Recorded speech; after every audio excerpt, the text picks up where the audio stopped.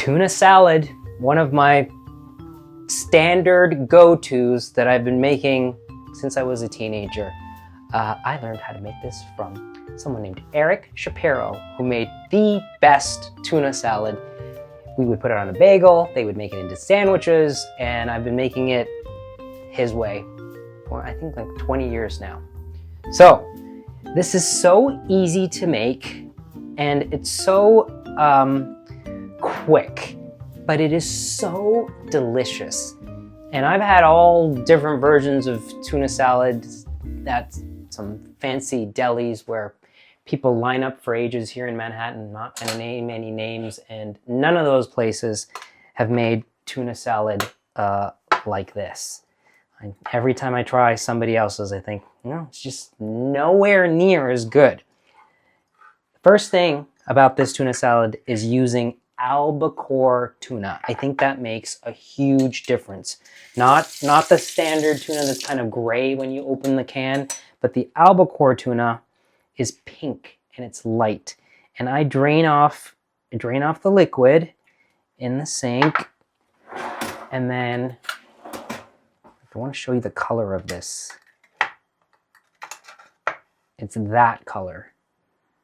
Okay? Sometimes just the tuna that's not Albacore tuna, it looks like this color. It's just kind of gross. So Albacore tuna is what you need for this. Albacore tuna in water. You can use Albacore tuna in oil, but I really prefer the Albacore tuna in water. Okay. Tuna goes in a bowl.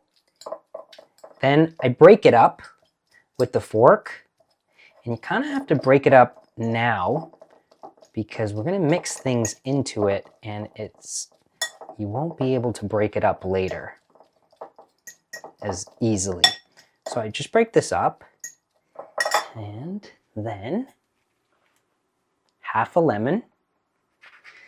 I put a lot of lemon juice in this, and I think it moistens it. It makes it really juicy, but it also gives it this wonderful flavor. Any trace of fishiness goes away. So I just squeeze half a lemon in there, and I use my hand as the sieve for the pits. Okay.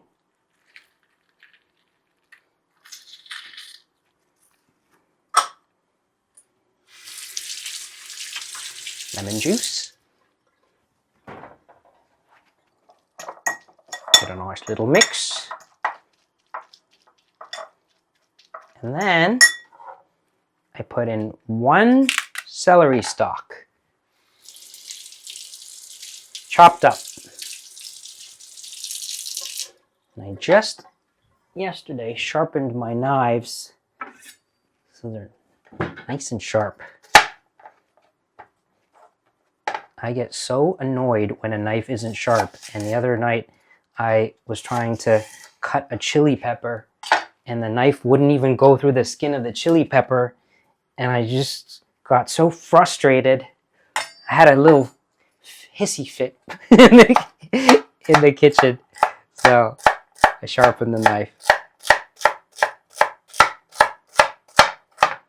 Okay, chopped up into like little squares. Little pieces, that goes in. Now, this next ingredient is not mandatory. You don't have to have it, but if I have it, I put it in. Fresh dill. It makes the tuna salad so, like, it adds another dimension to it.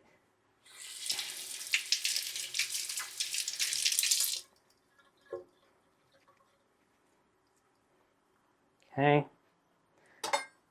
just a little bit, like a tablespoon.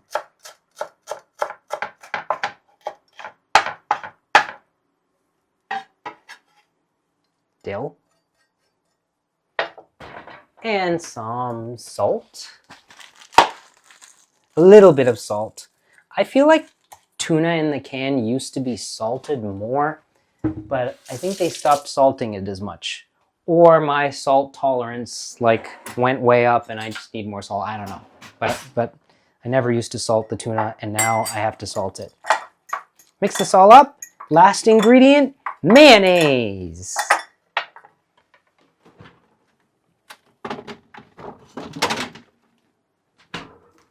Real mayonnaise.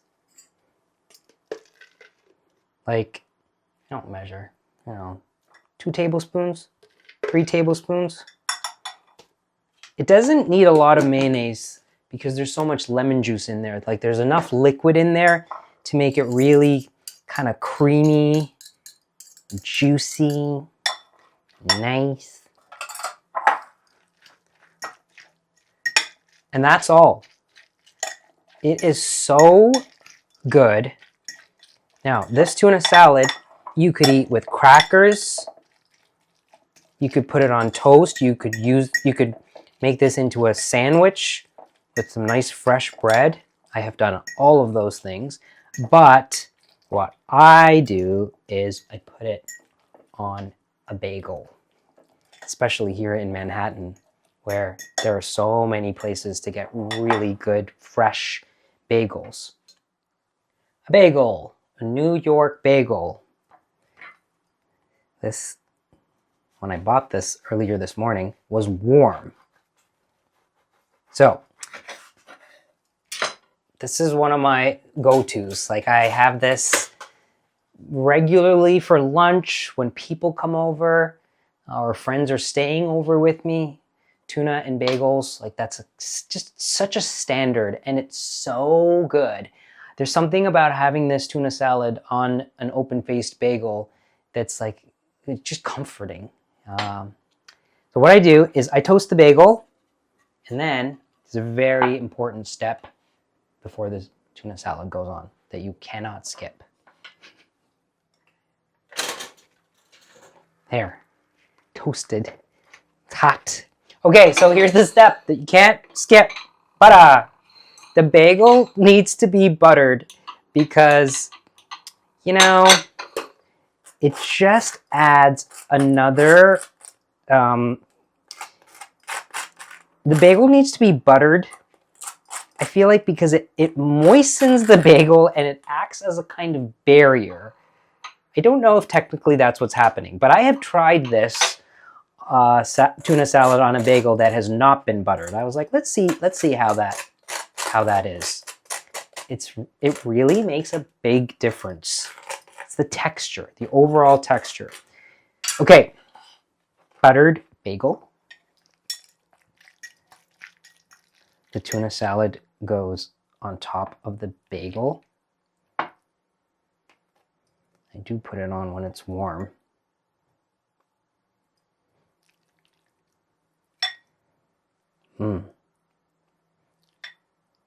That toasted bagel smells great there. And the other one.